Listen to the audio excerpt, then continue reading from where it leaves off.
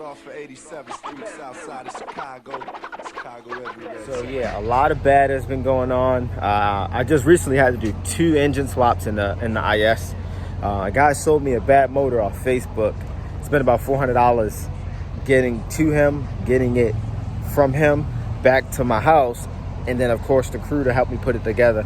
Shout out to Built Alliance YouTube channel. But basically he just told me I didn't read the fine print. So before I came, I asked him, does the motor work? Does it run? How well does it run? I mean, well, not even how well, but just like it works. I could put it in and go. So I went to put it in, and it had bad valves, complete leakage on cylinder number 1, like 90% leakage, tapping all over the place, misfires. Messaged the guy back, and basically he just told me that he couldn't help me, and that I just didn't read the fine print, that it worked, but it didn't work well. I know, some bullshit. So I ended up having to get another one delivered. Shout out to that guy. I didn't spend that much money. Although I should have just went to one of them JDM places and just bought one and just been done with it. But what can I do?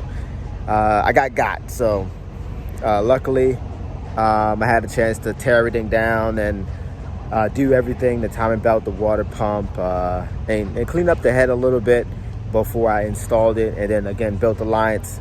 Shout out to them again, helped me put it all in. But we're staying tuned. Back to what we're doing today. So I picked up a set of coilovers off of the auctions for about $500. They're HKS Hypermax coilovers with Swift springs.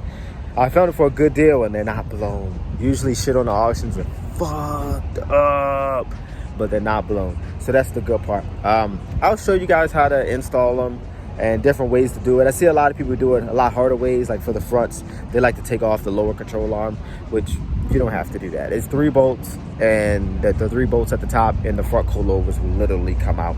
And the rears are just as easy. I think the hardest part for me was figuring out how to preload them, since they removed all of the tension. That way they could show me that the perks still work and that it still spun and it wasn't seized. But I'll go through all that. Hopefully I got the preload right. If not, comment down below and let me know. I would definitely love to know how you set preload on coilovers. As far as YouTube, you could tell me this was the way you had to do it. Was just push the spring all the way up until it was tight, and then the locking at the bottom perch, the middle one, roll it all the way up, and then keep spinning the top spring until you can fit the spanner wrench in the middle of it. And then that's how you would know it was preloaded 5 millimeters or so. So hopefully I got that right. We'll figure it out. We'll find out. So yeah, here's one coilover. Not in bad shape at all. They actually look really, really good. Mostly on the auctions, I look for to see whether or not they're blown or if they look like they've been through fucking a typhoon in Japan. But for the most part, the description just said that the car was in a rear-end accident, and that was it. But also have my bad stance coilovers, which were seized completely, just fucking knocking all over the place. But I put the front ones on already, but I'm gonna go through how to put those on too, but the rears are next. All right, so for the front coilovers, literally all you would need to do, of course I already did them, but oh shit, my steering wheel is locked. All right, so for the front coilovers, literally all you would need to do is you would take off this upper ball joint, just knock it loose from right here. I should put a cotter pin back in there, don't forget to do that. And you would come down here and undo right here. And that is it. That's the only 2 things you would need to take off in order to do this job for the front. That's it. And this whole thing will just come down. Easy as could be.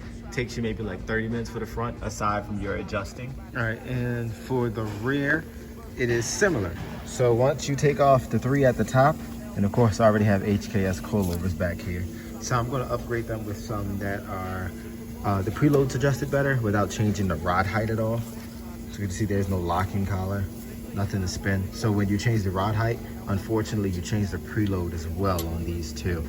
So to get these out, you would just get those 3 out, and then come down here and take out this one, and then you'll have to take out that one. So with this one, the way you get your alignment where it was, or stationary where it was, you would just mark it with a marker. That way you put the bolt the exact same way until, of course, you get your own alignment. Sometimes you got to take off this bolt right here too. Sometimes, but usually it's just these two, which I think this is a 17, and on mine I think this is a 21. I'm not too sure, so I'm gonna do this and I'm gonna get back. Then when it's all said and done, just make sure you got your measurements correct. I normally just take a tape measure and I measure from the bottom perch to the end to see exactly if I'm the same on both sides. So hopefully I got it right. I'm gonna try, but yep, everything's going as well as it should. And here we have the finished product, which I think that's pretty nice. That's pretty dope. I would want to go lower, but I live in Baltimore, so the murder rate don't kill me, the damn potholes will. Oh, look at that, I didn't even notice that. Yeah. Oh, one other thing. I noticed I didn't have to take off that bolt. That one right there. You can leave that one on. Leave it on. Just take off that one and then have a friend push down on the wheel and it'll come right out.